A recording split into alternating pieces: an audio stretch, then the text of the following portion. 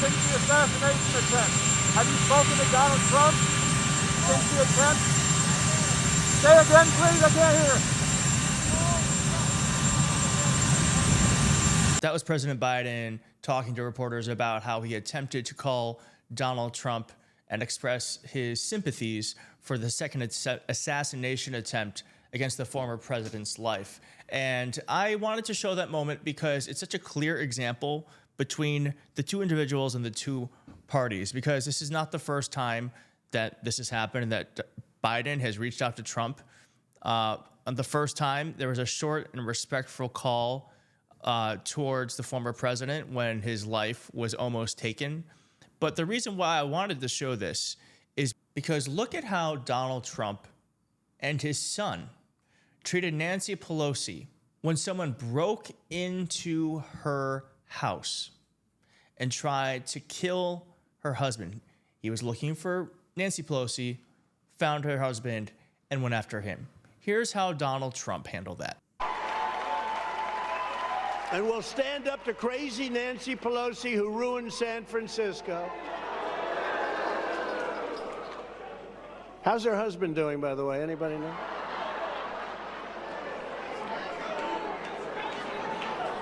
And she's against building a wall at our border, even though she has a wall around her house, which obviously didn't do a very good job. Despicable. And then here is Donald Trump's son saying, got my Paul Pelosi Halloween costume ready, referencing to the fact that Paul Pelosi was in his underwear and that he was almost killed by a hammer. These are the people who say that we need to tone down our rhetoric.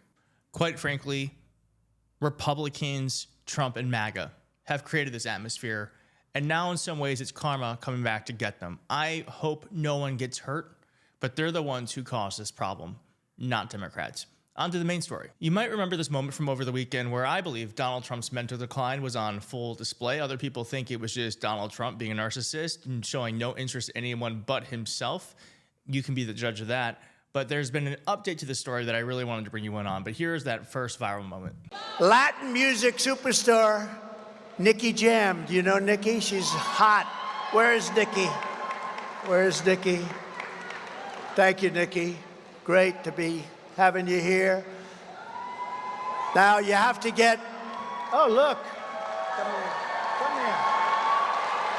I'm glad he came up. It's a very funny moment, and obviously not what Nicki Jam was expecting. I don't think Nicki Jam was also expecting the reaction that he got, because he lost a collaboration with Manya.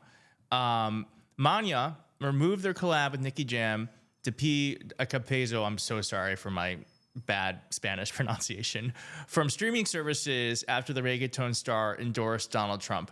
The Mexican rock band shared a statement that was very short and says, Manya doesn't work with racists. So there was a huge fallout the second that this happened.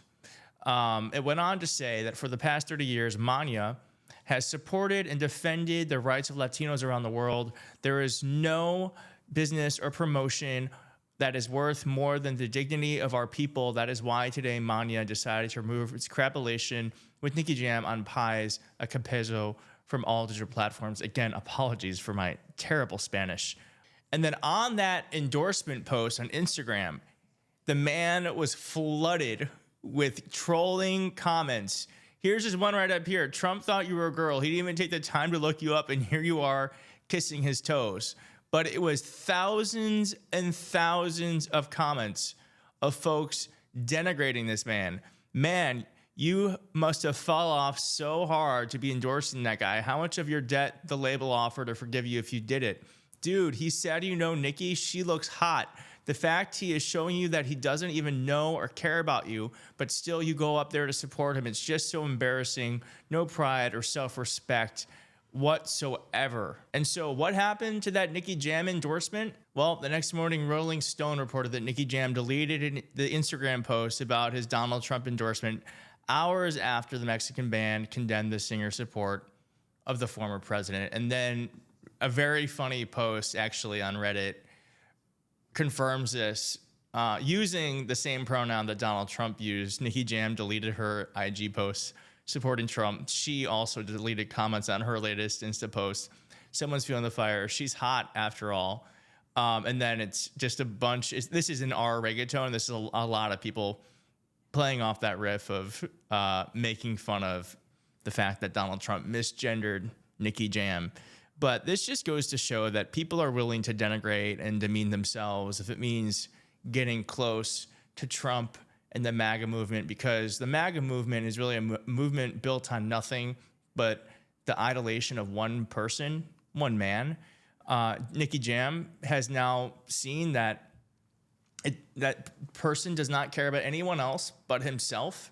And if you debase yourself in the process, that is on you. We've seen this happen with so many other folks, RFK Jr., Tulsi Gabbard, just to name a few, that people are really willing to say and do anything if it means just for a minute getting in the limelight next to Donald Trump. And real fast, I know that nothing matters anymore because it's Donald Trump, but just imagine for a moment if Taylor Swift or someone on that level were to endorse Kamala Harris and then retract the endorsement, or they would get blown up in the comments because they're endorsing Kamala Harris, and then they lose a collaboration and all that sort of stuff. Like, imagine if that happened to someone who endorsed Kamala Harris. It would be a huge story.